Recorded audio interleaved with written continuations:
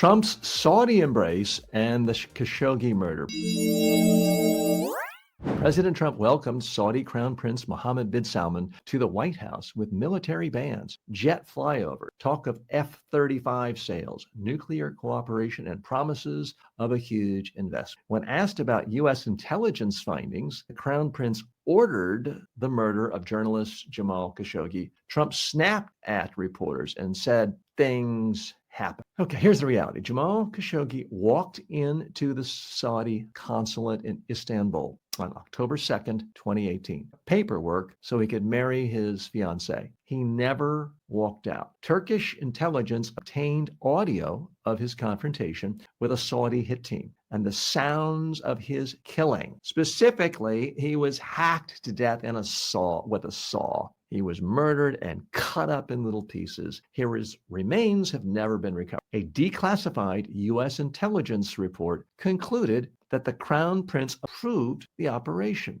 That's right, he signed off on the hit. Analysts pointed to his tight control over Saudi security services and the involvement of his close aides. So what's the real message here? We have a United States president honoring a murderer. We have a United States president who is saying, forget what my own United States intelligence operations are telling me. I'm just going to say stuff happens. It's okay to murder journalists as long as you give us oil and help me build new gold-plated hotels in your country. That's the price. You want to murder people? You can get away with it. Just give me some more gold. Let's dig a little bit deeper here. So this is troubling to not just international rights groups, as you can imagine. They're apoplectic over this, but to our own military, to our own intel. What's the point of having an intelligence service if they tell you, okay, we have evidence that this person murders people, and you then say, well, that's okay. Let me put on my finest tuxedo.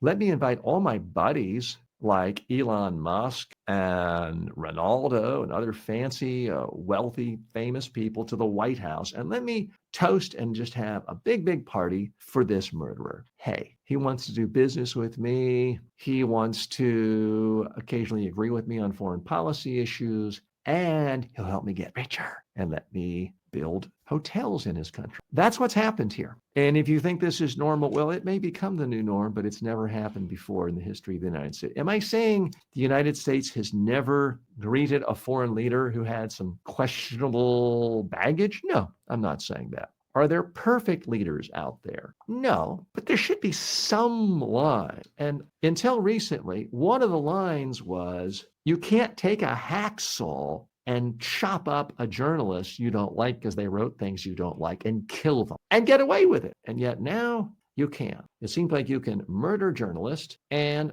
the White House throws a gigantic, fancy, formal ball in your honor. That, my friends, is a sad state of affairs.